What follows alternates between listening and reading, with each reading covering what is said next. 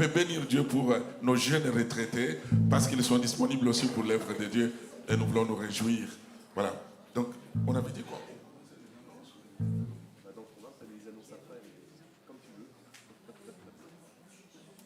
Bon, on commence par la louange, c'est mieux. Oui, ils sont en place déjà. On commence par la louange. On va faire comme l'ancienne manière de faire. On mettra en place plus tard.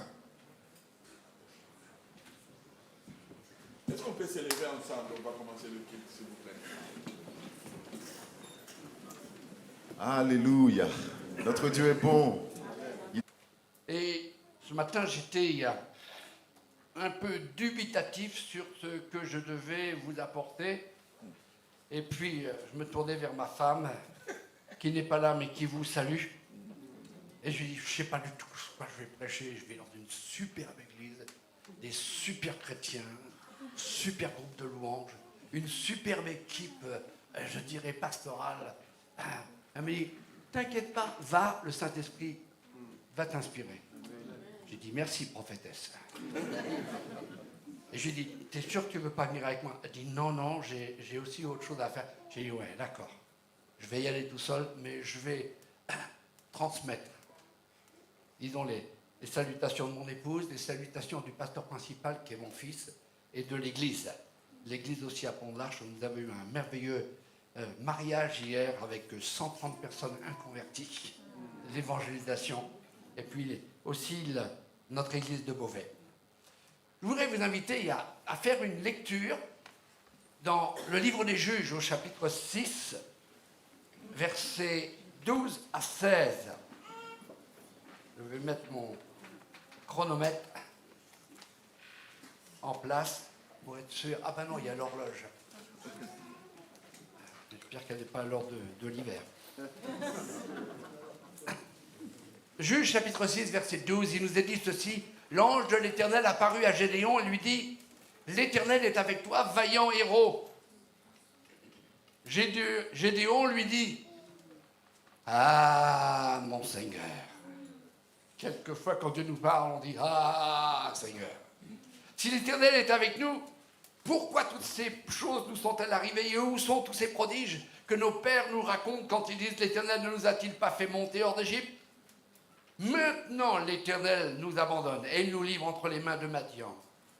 L'Éternel se tourna vers lui et lui dit, va avec cette force que tu as et délivre Israël de la main de Madian. N'est-ce pas moi qui t'envoie? Gédéon lui dit, ah, mon Seigneur, avec quoi délivrerai-je Israël? Voici, ma famille est la plus grande en Manassé et je suis le plus petit dans la maison de mon père. Verset 16. L'Éternel lui dit, mais je serai avec toi et tu battras Madian comme un seul homme. Saint-Esprit, ce matin, alors que j'écoutais les chants, je regardais un peu les musiciens, j'essayais de me tourner pour voir un petit peu les visages. Saint-Esprit va vous donner un message d'encouragement qui édifie, qui fortifie, qui relève tous ceux qui peut-être sont à terre. Je voudrais vous poser une question. Est-ce que vous aimez les compliments? Oui. Il y en a qui n'osent pas dire non, moi je suis humble. Nous les hommes, on aime bien avoir des compliments de notre femme. Ma femme ne me fait plus de compliments. Parce que la réalité de ma femme après 50 ans de mariage, c'est qu'elle est mon compliment. Et d'habitude, quand je faisais quelque chose à la maison, j'ai dit, t'as vu? Elle m'a regardé, tu veux une médaille? Le Seigneur nous met quelquefois des gens à notre côté pour l'humilité en premier.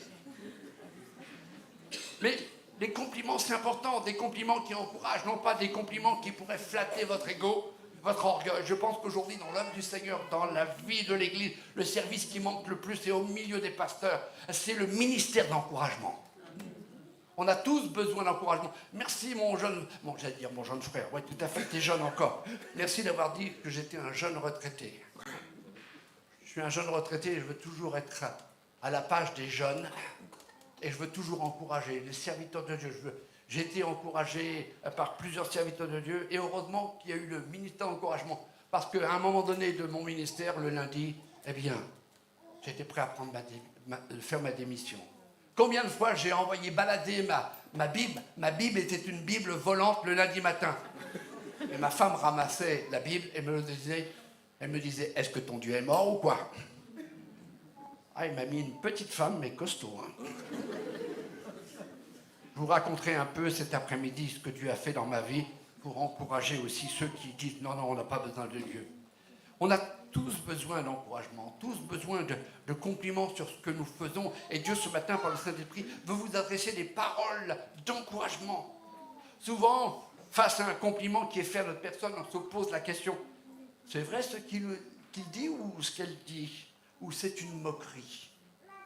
Est-ce qu'il ou elle pense vraiment ce qui vient d'être dit à mon égard? Et vous savez, on est tellement humble, rempli d'humilité que notre réponse est, vous le pensez vraiment, est-ce que c'est la vérité? Mais si vous êtes les enfants de Dieu, lorsque Dieu vous parle, il ne le fait jamais avec un ton de moquerie. Parce que Dieu est vérité. Amen. La Bible dit que Dieu se moque des moqueurs. Mais quand il nous parle, il s'adresse à nous. Il est très sérieux à notre sujet. Il ne vient pas avec des reproches. Il ne vient pas avec un visage plein de sérieux et de sévérité. Mais il est toujours désireux de notre bien-être, de notre bonheur. Il sait tout de nous. On n'a pas besoin d'avoir, je dirais, le visage dominical. Et dès que c'est terminé, on reprend le visage tellement, je dirais, triste pour la semaine. Alors, 2 questions avant de rentrer dans le vif du sujet de ce message d'encouragement. Que dis-tu de toi? Que dis-tu de ta vie? Et que dit Dieu de toi? Il y a 2 attitudes différentes, 2 points de vue différents. Il y a celle qui entend Dieu lui parler, et puis il y a aussi l'attitude de celui qui parle. Et dans notre lecture, nous voyons ces 2 attitudes complètement différentes, venant de 2 êtres tout à fait différents. Vous avez Gédéon, et vous avez le messager de Dieu, un ange, l'ange de l'Éternel. Oui, moi je crois aux anges. Dans notre école biblique que j'ai prêché pendant à peu près il y a 6 semaines sur le ministère des anges. Et que dit Dieu à Gédéon? Salut à toi, vaillant héros. J'aimerais vous dire ce matin, de la part du Seigneur, Dieu te dit, salut à toi, vaillant héros. J'ai dit à ma femme, écoute, je ne sais plus comment on dit héros au féminin, parce qu'il y aura certainement des femmes. Elle me dit héroïne. Oh, je dis, attends, fais gaffe. La police vient dernièrement de prendre pas mal de drogués et puis de dealers. Elle me dit, non, mais c'est héroïne. Alors j'aimerais vous dire, vous les sœurs, salut à vous, vaillante héroïne. Amen. Vous direz, mais non, je ne suis pas vraiment un héros. Qu'est-ce que nous disons de nous-mêmes? Si Dieu dit tu es un héros, c'est qu'il croit en ce qu'il va faire dans ta vie. Amen. Mais souvent on dit, je ne suis pas un héros, je suis un 0. Mais mets un 1 devant. Et tu verras que ça va changer la valeur. Que va répliquer Gédéon?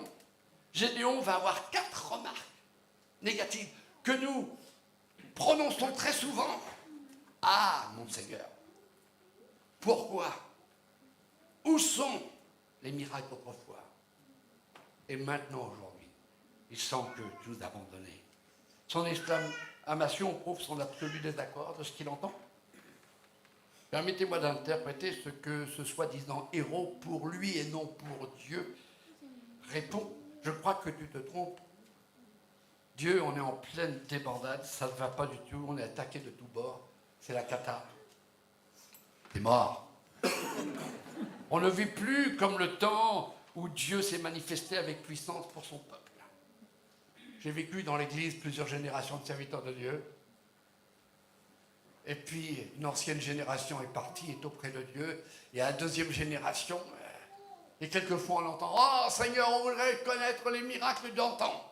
Et moi je dis « Non Seigneur, on veut connaître les miracles d'aujourd'hui. » Tu es le Dieu du passé, mais tu es le Dieu du présent. Amen.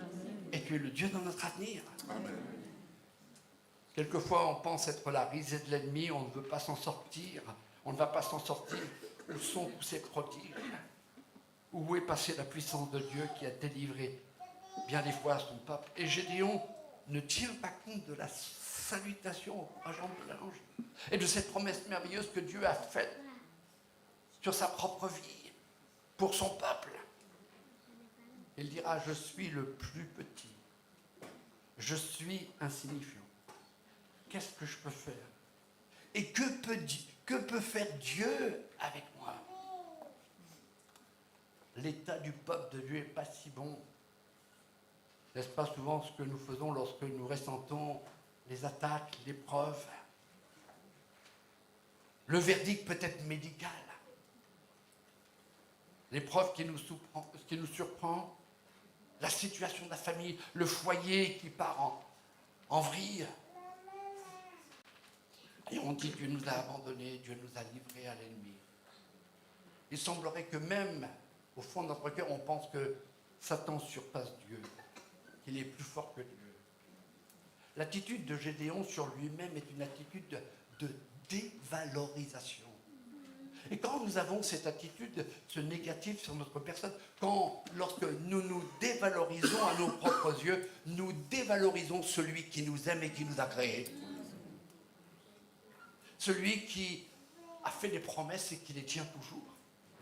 Celui qui nous aime et qui nous a appelés à un plan merveilleux. Alors ça bloque. Et on arrête ce que nous pourrions faire et ce que Dieu veut que nous fassions et que nous soyons. Arrêtons de dire, je ne suis pas bien, je n'y arrive pas. Il n'y a rien qui, dans ma vie, je suis un misérable. J'ai gâché ma vie, j'ai perdu du temps. Cessons de dire ce que le diable nous inspire à dire. Tu n'y arriveras pas. C'est fichu pour toi. Et regardons à ce que Dieu dit et écoutons et prenons ces paroles, qui sont des paroles de vie, des paroles d'encouragement. Regardez l'attitude de Dieu. Gédéon avait 4 attitudes négatives. Dieu n'en a que 3. Dieu, il est court, il est clair. Il dira, va, délivre, n'est-ce pas moi qui t'envoie? Et Gédéon continuera à répondre par le négatif. Ah, et avec quoi? Voici, je suis le dernier, je suis le plus petit. L'attitude de Dieu à travers le message de l'ange est une attitude de revalorisation, de renaissance, d'encouragement, de puissance. Pourquoi? Parce qu'il y a la puissance dans les paroles de Dieu. Il y a l'ADN de Dieu dans ces paroles. Il y a l'autorité. Il y a l'Esprit Saint, il y a la sainteté. Dieu n'est pas celui qui nous caresse dans le sens du poil pour qu'on se sente bien, et ce n'est pas le but de ce message ce matin. Mais Dieu veut réellement t'encourager ce matin, toi qui es frustré, toi qui es découragé, toi qui es démoralisé, toi peut-être la souffrance gagne ton cœur, ton corps, ton âme, ton esprit, tu es troublé. Si Dieu appelle aujourd'hui quelqu'un comme Gédéon, un petit, un faible, un frustré, un démoralisé, un moins que rien, s'il l'appelle vaillant héros, alors dans le cœur de Dieu, dans le plan de Dieu, c'est la même chose pour toi. Vaillant héros parce que tu es qualifié? Non, parce que Dieu est qualifié. Amen. Vaillant héros parce que tu as des capacités? Non, parce que lui, il est omniscient, il est omnipotent, il a la toute-puissance. Mais pour cela, il faut s'assurer que l'Esprit Saint est bien en nous, s'assurer que tous les jours, le souffle de l'Esprit est sur nous, en nous, comme lorsque Jésus souffla sur ses disciples et il dit, recevez le Saint-Esprit.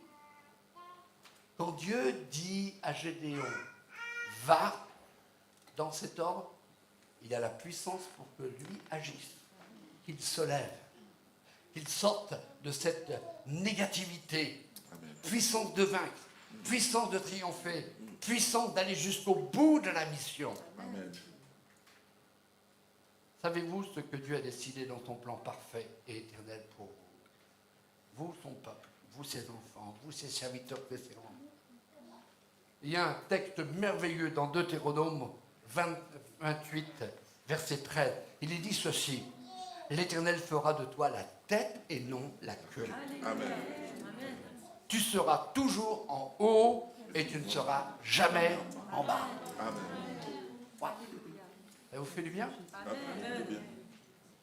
Lorsque tu obéiras au commandement de l'Éternel ton Dieu, quand Dieu te dit, va, lève-toi, et sois comme maintenant ce héros que je fais de toi.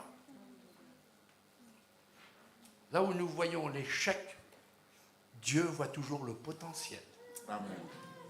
Je réponds, là où nous voyons l'échec, Dieu voit toujours le potentiel. Là où je vois l'échec, mon Dieu voit le potentiel, car c'est lui qui est en moi, celui qui est en moi, et qui même est plus fort et plus grand que celui qui est contre moi. Dieu nous voit toujours pour ce que nous pouvons et devons devenir. Pensons à Simon-Pierre, lorsqu'il était encore connu sous le nom de Simon. Jésus lui donna un nouveau nom, Pierre, qui signifie rocher. Je suis sûr que ceux qui étaient autour de lui, ils ont pouffé de rire. Un roc, il s'emporte pour un rien. Il n'était pas vraiment un roc, Simon. Mais quand Dieu dit tu deviens un roc, la puissance de Dieu s'enclenche. Amen. Il était impétueux, hésitant, toujours en train d'argumenter. Pourtant Jésus disait, désormais maintenant, tu es un rocher.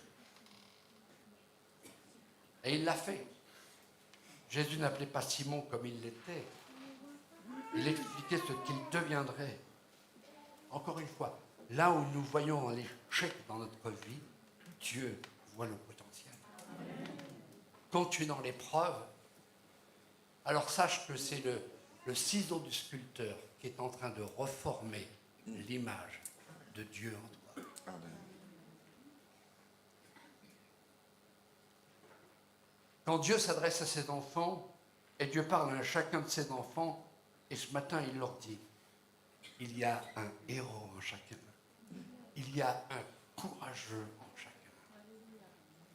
Peut-être tu es venu dans ton esprit en disant, ça sert à quoi de venir à l'église? Ça sert à quoi de chanter? J'ai même pas l'âme à chanter. Je suis perturbé dans ma vie. Sors du piège du diable. Et dis maintenant, avec la puissance de Dieu, je deviens un courageux.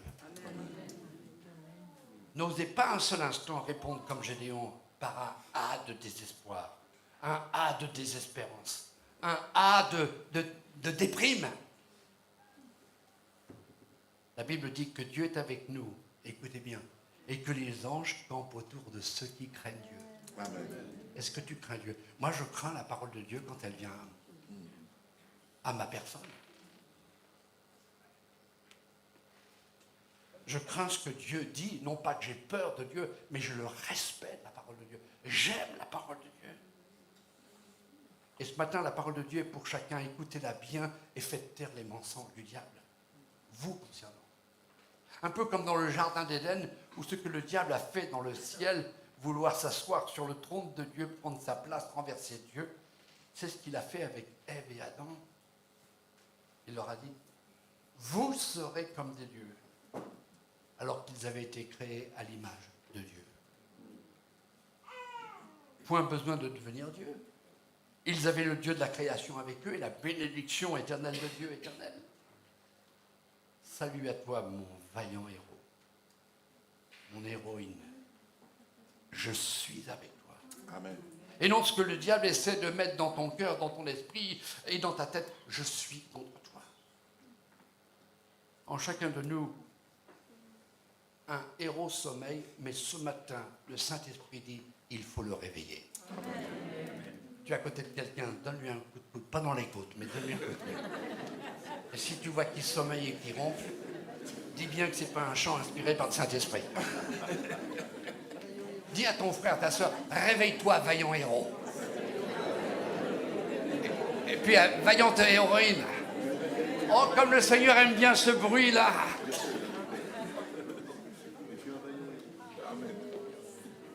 Quelle est votre réaction ce matin?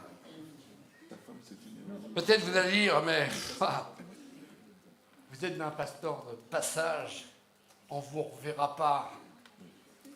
Qui sait? qu'il y ait une bonne communion avec votre pasteur. C'est gentil de vouloir nous encourager. Amen. Mais c'est la vie, il faut la subir. Eh bien non. Laissez-moi vous raconter l'expérience qui m'a profondément transformé. Souvent, les gens pensent que le pasteur, il a une vie superbe. Famille sans problème. Pas de difficultés. Jamais d'épreuve. Tout roule. Quelquefois, la route est chaotique. Et quelquefois, nous sommes nous-mêmes éprouvés pour que, à nouveau, ce héros qui peut-être peut s'endormir avec des traditions du rituel évangélique, charismatique, pentecôtiste, avec tous les is que vous pouvez ajouter. Et Dieu dit non, c'est pas ce héros que je veux. J'étais aux États-Unis et j'allais dans une convention d'une des fédérations à laquelle j'appartiens, et je devais apporter un message à des pasteurs. Et puis j'ai un de mes amis, un ancien chrétien dans notre église, qui est aujourd'hui pasteur des Assemblées de Dieu, mais au niveau de la mission, et qui est aussi homme d'affaires, il voyage dans le monde. Il dit, écoute, au lieu de prendre la voiture et de faire à peu près 7-8 heures de voiture, allez, on prend l'avion. Prends l'avion là que j'ai au club. Et puis je sais que tu aimes bien piloter. Et puis tu vas piloter, moi je continuerai mes affaires à l'ordinateur. Moi j'aime bien ça. Alors on monte tous les deux. Et en fermant la porte, je dis, Seigneur, tu es à l'intérieur, tu n'es pas simplement à l'extérieur, tu es à l'intérieur. Et alors, c'était un vol sublime. Sublime. Et j'aime faire ça. Pourquoi? Il n'y a pas de radar. Plac. Souriez, vous êtes filmé, trop tard. Et puis, vous êtes libre, bien sûr, vous suivez une ligne, vous suivez un plan de vol, et on atterrit, et puis mon papa spirituel, qui est depuis 3 ans au ciel, avec lequel depuis 40 ans j'ai travaillé, j'ai voyagé aussi pas mal dans le monde avec lui, me voit arriver, me dit, mais t'es insensé venir avec un petit avion comme ça? Ouais, mais ça me fait bien, je sais que tu es bien. Lui aussi était pilote quand il était missionnaire. Et puis, se déroule la journée, je prêche le matin, et puis on devait repartir le lendemain matin, et la nuit se passe bien. Les frères, les sœurs, c'est merveilleux, la fraternité est extraordinaire. Et puis le matin, le ciel est noir. Et puis, je termine la deuxième phase de mon message, et on entend le tonnerre, les éclairs, la pluie qui tombe, et mon père spirituel qui me regarde et dit, t'es fou. J'espère que tu vas rester, tu vas attendre. Et mon ami qui avait des rendez-vous, il dit non, il faut qu'on rentre. Alors on s'assoit dans l'avion, et le père spirituel nous fait, j'interprète ça, t'es mort. Et je dis à mon ami Christian, je dis, ça va, écoute, je te donne la ligne à suivre, et quand on commence à décoller, sensation, j'ai l'estomac qui remonte dans la gorge. L'avion, comme ça, comme ça, comme ça. J'ai dit, qu'est-ce que tu fais? Il me dit, je suis sur l'ordinateur, j'essaye de trouver une voie où il y aura moins de vol, moins de vent, moins de tourbillons, moins d'éclats. Puis d'un seul coup, le ciel devient noir. Et là, je panique. Le fond de mon pantalon est mouillé. Pas d'explication. Et je dis, on va s'en sortir.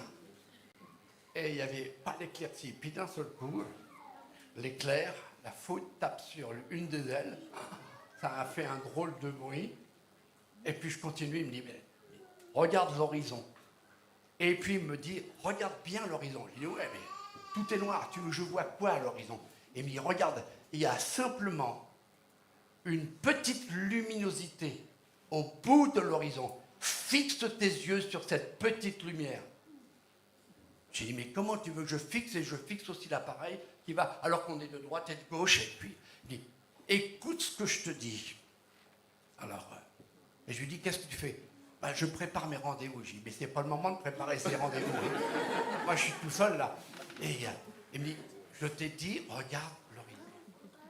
Et plus j'avançais, plus c'était noir, et plus les nuages se resserraient contre l'appareil.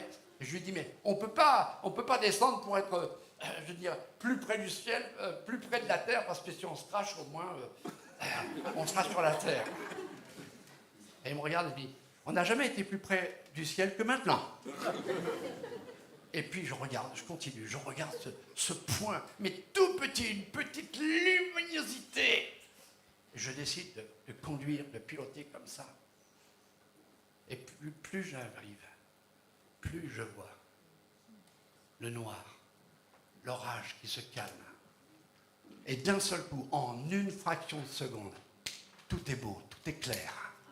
C'est ce que Dieu veut que tu vois dans ta vie. Dans l'épreuve. Je suis fichu. Non, tu n'es pas fichu. Dieu dit, tu es mon héros. Parce que moi, je suis le Tout-Puissant.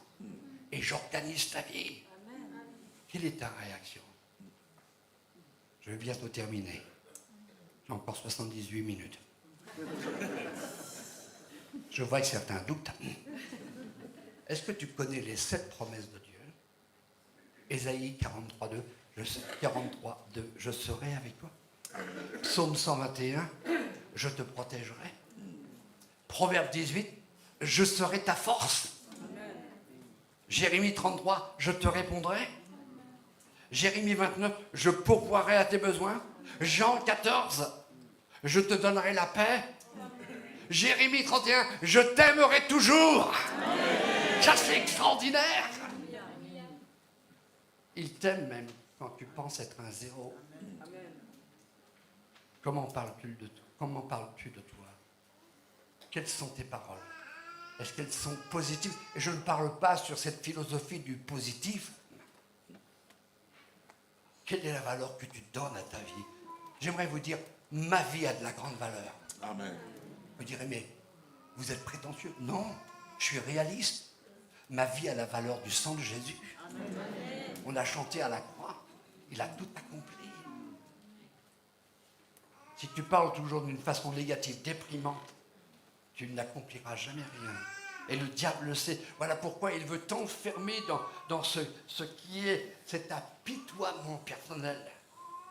Tu vas te cloisonner, tu ne pourras jamais t'épanouir.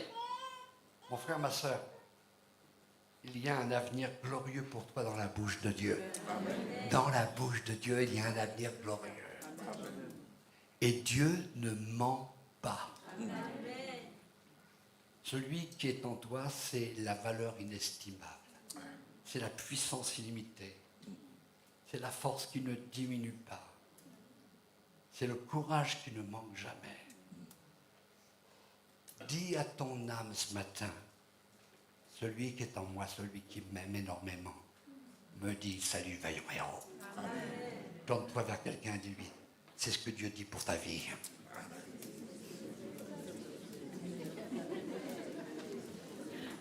Alors, salut vaillant héros, salut vaillante héroïne. Permettez-moi d'être direct. Cesse d'être râleur ou râleuse. Vous connaissez des gens qui râlent? Est-ce que tu peux reprendre ça, s'il te plaît? Pardon? Tu peux répéter ça? On n'a pas bien entendu. C'est pour que ta femme entende? C'est pour que l'Église entende. Cesse de râler. Je vous livre un secret. Surtout ne le répétez à personne. J'arrive à une certaine étape de ma vie. C'est une confession que je fais. Et mon épouse est un petit peu plus vieille que moi. Je ne vous dirai pas son âge. Mais depuis quelque temps, je suis devenu maladroit. Ah, c'est incroyable. Puis le matin, j'ai mon heure et demie avec le Seigneur, avec les méditations, avec la prière, et puis avec la réflexion. Et quand je l'entends se lever, tout de suite, je me précipite parce que j'ai préparé le petit déjeuner. Pourquoi? Ah ouais, je suis un mari modèle. Et je veux en prendre soin de ma vieille femme. Pardon. J'ai dit de ne pas le répéter. Hein. Elle est petite, elle est costaud, c'est une Sicilienne alors. Hein. Et je prépare, et puis elle descend, je l'entends descendre. Ah, tout de suite, je prépare le citron pressé, et puis prépare les toasts, et puis quelquefois je vais tellement vite, paf, ça tombe par terre. Et puis je fais, oh, mince alors. Je dis, mince alors, rien d'autre. Hein. Puis je dis, que je suis maladroit. Et j'entends une petite voix agréable. Bonjour mon chéri, arrête de râler. Je dis, mais je râle après moi. Je dis, mais ça te fait pas du bien? Puis elle me regarde avec un grand sourire. Tu me stresses. Le Seigneur qui a mis cette femme depuis maintenant, l'année prochaine, 50 ans. Une femme que j'ai kidnappée. Elle était la secrétaire de l'école biblique des Assemblées de Dieu en Angleterre. Le directeur s'en est jamais remis. Mais Dieu m'avait donné cette femme parce qu'elle savait quel était ce qui me manquait dans la vie. Et en ce moment, la dernière fois j'ai voulu faire vite, j'ai cassé un verre qu'elle venait d'acheter. Alors j'ai râlé, elle dit, mais c'est qu'un verre. J'ai dit, mais je suis maladroit. Arrête de râler, arrête de te plaindre. Et le Saint-Esprit veut dire, il me l'a dit quand j'ai médité ce message, et le Seigneur dit, arrête de dire des choses sur ta vie qui ne sont pas, que le diable veut qu'elles soient. Tu es belle, ma Amen. fille. Tu es beau, mon Amen. fils. Tu es beau, mon peuple de Dieu, ce matin. Amen. Que tu sois jeune, que tu sois moyen, que tu sois, je dirais, vers, je ne vais pas dire vieux, parce qu'en Afrique, le vieux, la vieille, c'est vraiment un compliment. Mais que tu sois, je dirais, à l'âge qui a dépassé même l'âge biblique, le Seigneur dit, je veux que tu sois toujours un héros. Je termine. Lève-toi. Va avec ta force que tu as. Mais surtout la confiance que tu as en moi. Parce que moi, j'ai confiance dans ce que je fais dans ta vie. Je pourrais vous parler des 12 espions qui sont revenus de leur investigation sur la terre promise. Vous savez comment ils se sont parlé d'eux-mêmes? Ils avaient un esprit de sauterelle. Et pourtant, les sauterelles, c'est ce que Dieu a utilisé comme plaie contre l'Égypte, contre l'ennemi. Peut-être que tu dis, je suis une sauterelle. Alors moi, je suis une sauterelle pesante. Je peux encore sauter dans la louange, je peux encore danser dans la louange. Mais quelquefois, on porte nos valises. Dieu dit, tu es un héros, dépose tes valises ici. Amen. Et repars sans tes valises. Amen. Mais repars avec la force du Saint-Esprit. Je termine. Et n'ayez pas peur, quand un pasteur dit il termine, il termine. Souvent, son application, c'est à nouveau une introduction, 3 points, conclusion. Mais est-ce que tu as entendu la voix de Dieu ce matin? Elle ne vient pas de moi. Elle m'a été transmise par le Saint-Esprit. Tous. Même si vous n'êtes pas vraiment engagé avec le Seigneur, même si vous venez pour l'une des premières fois, Dieu il a un plan pour que tu sois dans cette église ce matin. Amen. Pour que tu entendes. C'est moi qui t'ai créé. Et je te crée avec une force pour traverser des épreuves, devenir mon héros. Et le héros, c'est celui qui délivre tous ceux qui sont autour. Amen. Une bénédiction pour tous ceux qui ne connaissent pas ce Dieu extraordinaire. J'aimerais vous inviter à fermer vos yeux. Simplement, courbez-vous simplement dans la prière. J'ai parlé avec simplicité. Pourquoi? Parce que Dieu n'est jamais compliqué. Mais nous sommes compliqués. On est extra compliqués. On complique les choses qui sont simples. Alors que le Seigneur dit, je suis le Dieu qui t'a créé. Je suis le Dieu d'Abraham, je suis le Dieu d'Isaac. Je suis le Dieu de Jacob. Le Dieu d'Abraham, c'est le Dieu Père, Père de la foi. Le Dieu d'Isaac, c'est le Dieu qui représente Jésus sacrifié, le sacrifice ultime. Et je suis le Dieu de Jacob, celui qui a fait l'expérience avec l'Esprit de Dieu. Ce matin, peut-être que tu es venu avec des pensées morbides, des pensées de dépression, des pensées de tristesse. Je voudrais te dire, réjouis-toi ce matin, parce que Dieu t'aime. Réjouis-toi parce que Dieu, en cet instant, veut te relever. Peut-être tu souffres dans ton corps.